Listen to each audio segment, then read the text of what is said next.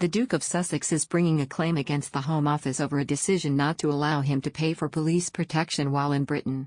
Harry wants to bring his 2 children to visit from the US but argues that he and his family are unable to return to his home because it is too dangerous. At a preliminary hearing last month, the High Court in London heard an application by both sides for some parts of the court documents in the case to be kept private. The court was told that the Duke and the Home Office were agreed on the vast majority of what should be redacted from witness evidence in the document outlining his case. In a judgment on Thursday, Mr. Justice Swift said the bid to redact documents was allowed. He said, "This judgment does not consider the merits of that claim, it concerns only the extent to which it is necessary for information relied on in support of the claim to remain confidential." Some of the information relied on concerns security arrangements put in place either for the claimant or for other public figures in the United Kingdom. For obvious reasons, information on such matters usually remains confidential. Mr. Justice Swift said that some parts of his reasons for the decision would have to remain confidential as well. He added that editing out information from court documents would avoid the risk that putting information into the public domain concerning security arrangements made on past occasions, and the general approach to whether and if so what arrangements should be made, may impair the effectiveness of arrangements in place now, or which may be put in place in the future. He continued, "Information about these matters would self-evidently be of interest to anyone wishing to harm a person within the scope of the security arrangements and would assist them to piece together previous practice with a view to anticipating present or future security provision." Thursday's ruling only covers the redaction of documents and does not decide the Duke's claim against the Home Office or whether it can go ahead. Harry is challenging the February 2020 decision of the Executive Committee for the Protection of Royalty and Public Figures, (REVEC), over his security.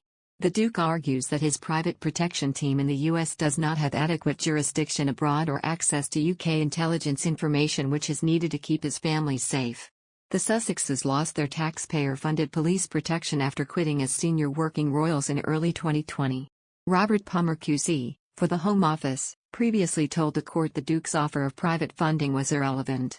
In written submissions, he said, "Personal protective security by the police is not available on a privately financed basis, and REVEC does not make decisions on the provision of such security on the basis that any financial contribution could be sought or obtained to pay for it."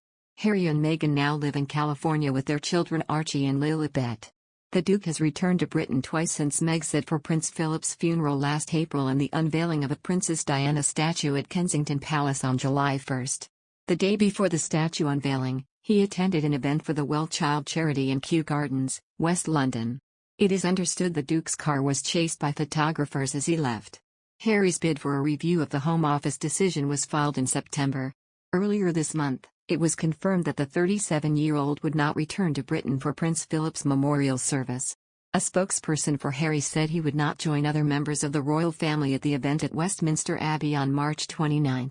Harry's spokesperson declined to comment as to the reason for the decision. However, the Duke will travel to the Netherlands next month for the Invictus Games. Buckingham Palace on Thursday shared details about next week's memorial service for Prince Philip, who died last year. The memorial service will pay tribute to his life of service, support for over 700 charitable organizations and his greatest legacy, the Duke of Edinburgh's award. Quoting sources, a royal expert said Queen Elizabeth still hopes to attend. Alongside members of the royal family, including Prince Charles and Camilla, the Duchess of Cornwall, the Cambridges, Wessexes and Prince Andrew, guests will include Prince Philip's wider family and friends and over 500 representatives of the Duke's patronages and charities. The statement did not mention Prince Harry, who earlier this month said he won't be returning to the UK for Prince Philip's memorial service.